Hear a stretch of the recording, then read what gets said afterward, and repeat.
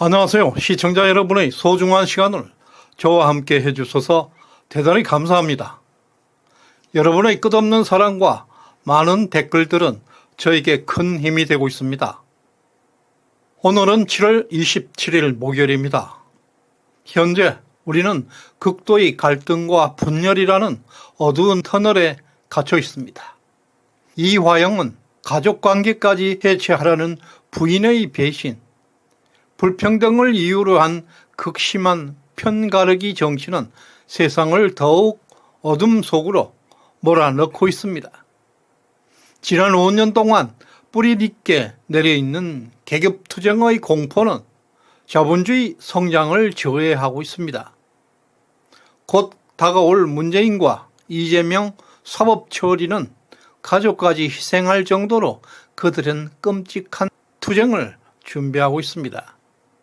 우리는 그 광기를 넘어서야 할 시점에 와 있습니다. 이화영 전 부지사는 제2 유동규가 되어서 이재명을 잡을 강력한 정인이 될 것으로 보입니다. 유동규가 도원 결의까지 맺으면서 형제들에게 배신감을 느낀 그 배경에는 이재명과 정진상이 보낸 변호사가 염탐꾼이었다는 사실을 알게 된 이후입니다.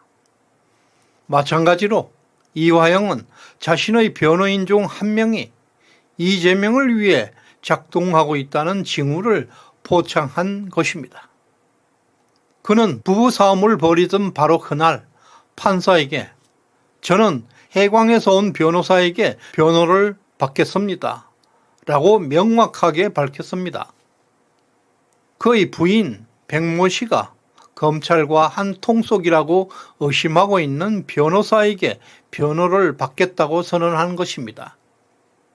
이화영은 이미 완전히 이재명을 떠났다는 심리 상태를 보여주고 있는 대목입니다.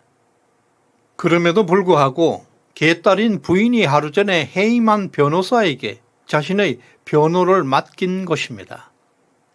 이미 유동규와 이화영은 진실의 세계로 돌아오고 있습니다. 김만배도 흔들리고 있는 모습을 보이고 있고 이제 이재명에게 남은 사람은 김용과 정진상만이 남았습니다. 이들도 마음속의 무게는 지옥과 같은 시간이 계속될 것입니다. 참회의 시간은 빠를수록 좋습니다. 현재 이화영의 아내 백모 씨의 행동이 전 국민들을 놀라게 하고 있습니다. 백모 씨는 감옥살이 하고 있는 남편을 배신하고 아들의 아버지에게까지 천룡까지 거역하고 있습니다. 가족관계를 해체하려는 것은 반인륜입니다. 아무리 힘들고 어려워도 가족만은 지켜내야 하는 것이 인간의 최고의 가치입니다. 깜빵에 가 있는 남편을 배신하는 것은 동교동의 모 부인과 비슷하다고 볼 수가 있습니다. 또 놀라운 사실은 이화영 전 부지사의 임플란트 이빨 3개가 빠진 사실에 대해서 탄원서를 써서 그 부인 백모 씨가 법원에 제출하지 않고 민주당에 제출했다는 점입니다. 명백히 검찰과의 갈등을 조작하려는 의도입니다. 그리고 국민을 선동하기 위한 용도로 보여집니다. 이처럼 백모 씨는 가족에게 정말 잔인하고 사악한 행동을 보여주고 있습니다. 그리고 법원과 검찰에게 의도적인 갈등을 유발하는 행동으로 충격을 주고 있습니다. 이것이 개딸의 진짜 모습을 적나라하게 보여주고 있습니다. 현재 상황에서 이화영은 쌍방울 100억대 대북 송금의 주범으로 지목될 수 있는 위기에 처해 있습니다. 이재명을 보호하기 위해 1심 재판이 끝날 때까지 진실을 털어놓지 않는다면 이화영은 10년 이상 형을 받을 수가 있습니다. 평생 감옥에서 보내야 할 가능성이 있습니다. 따라서 다음 재판에서 이화영은 어떤 증언을 내놓을지 모두가 주목하고 있습니다. 이런 급박한 위기에 처한 남편에게 이화영의 부인 백모 씨는 이재명을 대신해서 자기 남편에게 평생 감옥에서 생활하라는 주문을 하고 있습니다. 죄인을 떠나 인간적으로 너무 화가 납니다. 이화영은 물론 또 그 자식들은 얼마나 원통하겠습니까? 이게 이념에 찌든 좌파들의 무서운 모습입니다. 지난 5년 동안 문재인 정부의 지독한 편가르기는 대한민국을 심각한 분열과 갈등의 세계로 빠뜨렸습니다. 더욱이 노무현 정부 시절에도 편가르기의 정도는 극에 달했다는 사실을 우리는 똑똑히 알고 있습니다. 현재도 양산 책방에서는 편가르기 정치가 계속되고 있습니다. 한국 정치에서 극좌 세력이 권력을 잡게 되면 가장 먼저 하는 행동은 우파들을 청산하고 국민들을 편갈라 왔습니다. 그렇다면 왜 이런 현상이 발생할까요? 그 원인은 좌파 철학과 좌파들의 사상의 뿌리가 계급투쟁에 깔려있기 때문입니다. 예를 들어서 아시다시피 문재인 정부는 의료계를 철저히 분열시켜 왔습니다.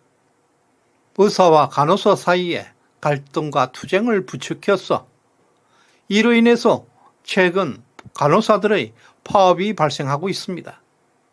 이번 간호사 파업이 자연 발생적으로 일어난 사건은 아닙니다. 이들 배후에는 계급 투쟁이 깔려 있습니다. 가진 자와 덜 가진 자 사이에 계급을 만들고 불평등에 대한 갈등이 계급 투쟁의 근원입니다.